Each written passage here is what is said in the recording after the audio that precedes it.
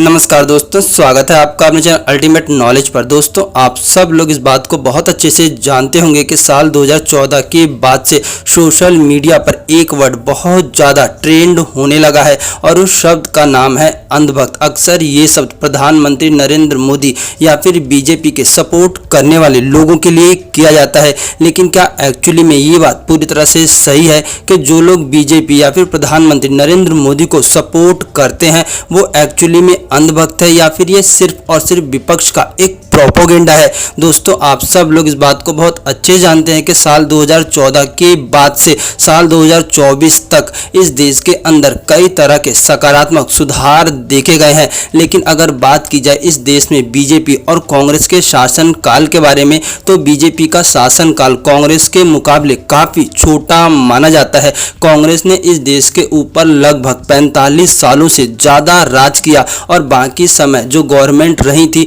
वो इन्हीं के सपोर्ट की और इन्हीं के खिलाफ बनी हुई रही थी। लेकिन अगर एक चीज देखी जाए तो साल 2014 के बाद से साल 2024 तक प्रधानमंत्री ने इस देश में क्या काम किया, इसे लेकर के हम लोग इस बात को समझ सकते हैं कि कांग्रेस बेहतर है या फिर बीजेपी बेहतर है। बीजेपी को सपोर्ट करने वाले लोग अंधभक्त है या फिर जो लोग कांग्रेस को सपोर्ट करते हैं एक्चुअली में वो लोग अंधभक्त है। आइए इसे समझते हैं एक छोटे से उदाहरण से। दोस्तों, आप सब लोग इस बात को बहुत अच्छे से जानते होंगे कि साल 2014 के बाद प्रधानमंत्री नरेंद्र मोदी ने ग्रामीण भारत की महिलाओं को ध्यान में रखते हुए शौचालय योजना की शुरुआत की थी। दोस्तों, इस देश की ये हकीकत थी कि साल 2014 तक इस देश के अंदर महिलाओं को शौच के लिए अंधेरे का इंतजार करना पड़ता था। इस देश में महिलाएं उजाले में शौच के लिए नहीं जा सकती थी और यही इस देश की गरीबी और इस देश की सबसे बड़ी दुर्दशा थी। जो पार्टी इस देश पर लगभग 45 सालों से ज़्यादा समय तक राज की, उस पार्टी ने इस देश के अंदर एक छोटा सा काम भी करके नहीं दिया। इस देश की महिलाओं को अंधेरे में शौच जाना पड़ता था या फिर अंधेरे का इंतजार करना पड़ता था और यही हकीकत थी इस देश में 45 सालों से ज़्यादा राज करने वाली।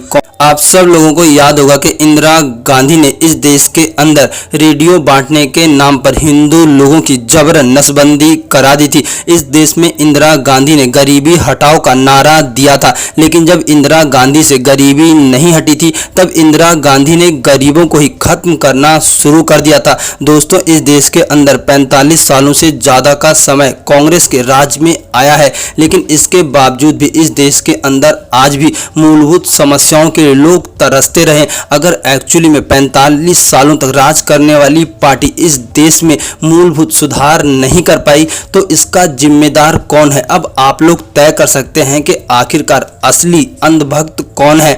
दोस्तों, साल 2014 के बाद से जब से प्रधानमंत्री नरेंद्र मोदी ने भारत की सत्ता संभाली है तब से उन्होंने अपना कार्यकाल गरीबों के लिए पूरी तरह से समर्पित कर दिया है और भारत के अंदर प्रधानमंत्री नरेंद्र मोदी ऐसी छोटी छोटी और जरूरतमंद योजनाएं लेके आ रहे हैं जो कि सीधे तौर पर गरीबों से जुड़ी हुई है, चाहे वो शौचालय योजना हो या फिर उज्ज्वला योजना हो। और इसके साथ साथ ना जाने कैसी इतनी योजनाएं हैं जो कि गरीब कल्याण के लिए जरूरी मानी जाती हैं। लेकिन इस देश पर 45 सालों से ज़्यादा राज करने वाली कांग्रेस ने कभी भी इस देश के लिए भला नहीं सोचा और ना ही इस देश के गरीब लोगों के लिए कुछ करने की कोशिश की। दोस्तों, अब आप लोग ही सोच सकते हैं कि आखिरकार असली अंधभक्त कौन है।